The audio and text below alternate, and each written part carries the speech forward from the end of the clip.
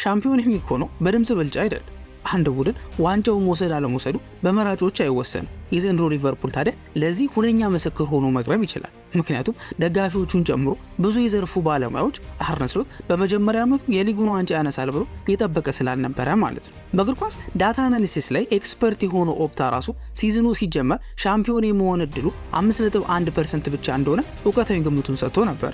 የቀድሞ የሊቨርፑል ተጫዋች የነበረው ጄሚ ካራገር ሳይቀር ክለቡ ብዙ መጠናከር ያለበት ቦታ እንዳለና ለዘንድሮ ሻምፒዮንነት ገና እንደሚቀረው ሲናገር፣ ጋሪ ኔቭል በበኩሉ ደግሞ የኤርገን ክሎፕ መልቀቅ በጣም እንደሚጎዳቸው ግልጽ ነው። ታሪክም ይህንኑ ነው የሚነግረን። የሆነ ህመም ውስጥ ማለፋቸው የማይቀር ነው ሲል የራሱን ግምት አስቀምጧል። ነገር ግን ሁሉም እንደዚህ ቢሉ የሚፈረድባቸው አይመስልም።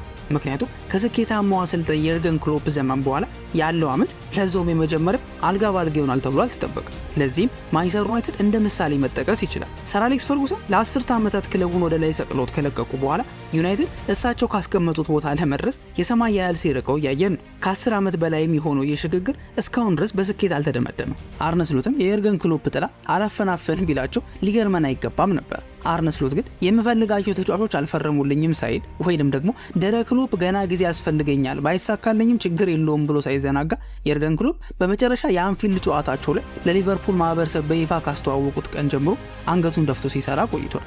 ነገር ግን ሻምፒዮን ለመሆናቸው ቁልፍ የሆኑት ነገሮች ምንድን ናቸው? በመጀመሪያ ደረጃ አርነ ስሎት ላጨዋወታቸው ሁነኛ 6 ቁጥር ተጫዋች ይፈልጉ ነበር። በሰዓቱ በሊቨርፑል ቤት ደግሞ ለስሎት የሚሆን 6 ቁጥር ተጫዋች አልነበረምና ማርቲን ዙቢሜንዲ የተባለውን ተጫዋች ከሪያል ሶሲዳድ ለማስፈረም ጥረት ቢያደርጉ ሊሳካ አልቻለም። ስለዚህ ስሎት አንድ ወሳኝና ለድሉ እንደ ትልቅ መንደርደሪያ የሚሆን ውሳኔ አስተላለፈ። ያም በኤርገን ክሎፕ ስር ብዙም የመጫወቻ ዕድል ያልተሰጠውና ለ8 ቁጥር ቦታ ተብሎ የፈረመውን ራያን ግራቨንበርግን እንደ 6 ቁጥር መጠቀም ነበር። ይህም ውሳኔው በትልቁ ረድቶት ግራቨንበርግ አሉ ከተባሉ ምርጥ 6 ቁጥሮች መካከል አንዱ ለመሆን በቃ። ለስሎት ሲስተም መሳለጥም ቀላል የማይባል አስተዋጽኦን አበረከተ። ሁለተኛው ደግሞ በሲዝኑ መጀመሪያ ላይ ከኢፕስዊች ታውን ጋር በነበረው ጨዋታ የወሰነው ከባድ ውሳኔ ነው። ያም ቅድሚያ የሰጠውን ጃረል ኳንሳ የተባለውን ተከላካይ ቀይሮ በማስወጣት ኢብራሂማ ኮናቴ ከቨርጂል ቫን ዳይክ ጋር አጣመሩ። ይህም ጥምረት ዓመቱ ሙሉ የሊቨርፑል የኋላ ደጀን ሆኖ ቆይቷል። ሶስተኛው ምንም እንኳን ሳላ ዕድሜው እየገፋ ነው ቢባልም በሱ አምኖና ሙሉ የማጥቃት ነፃነትንና በየጨዋታው ላይ መሰለፍ ዕድልን መስጠቱ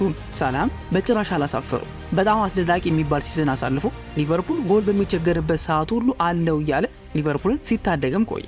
የበረኛው ኤሊሰን ቤከር ለረጅም ጊዜ መጎዳትን ጨምሮ የቫን ዳይክ ሳላና ቲኤ ኮንትራት ዘመናቸው የመጨረሻ ዓመት ላይ መሆናቸው ለአርነ ስሎት ማኔጅመንት ቀላል የማይባል የቤት ስራን ጥሎ ነበር ያለፈው። ነገር ግን በአስገራሚ ማኔጅመንት እነዚህን ተግዳሮቶች በብቃት ተወጥቶታል። በእነዚህና በሌሎች ብዙ ምክንያቶች አርነ ስሎት ለታማኝ የሊቨርፑል ደጋፊዎች ተናፋቂውንና ከምንጊዜውም ተቀናቃኛቸው ማንቸስተር ዩናይትድ እኩል ያስቀመጣቸውን የሊግ ዋንጫ አበርክቶላቸው ከ1840ዎቹ ጀምሮ በብዙ ኢኮኖሚያዊ ጉዳዮች ተጨቁነውና ተበድለው ያሳለፉት ሊቨርፑላውያንን በ2020 በኮቪድ ምክንያት የተነጠቁትን አንድ ላይ ዋንጫን ሴሌብሬት የማድረግን ጸጋ በአርነ ስሎት አማካኝነት ከ5 ዓመት በኋላ በቀይ ጭሶች ታጅበውና ተከበው በአንፊልድ ሰማይ ስር ደምቀው ማክበር ቻሉ። ደስታቸው ግን በዚህ ብቻ የሚያበቃም አይመስልም። ምክንያቱም ድሉ በጣም አስፈላጊና ለረጅም ዓመት ሲጠብቁት የነበረ ነውና። Let's see how the response will be. Arne Slot! La la la la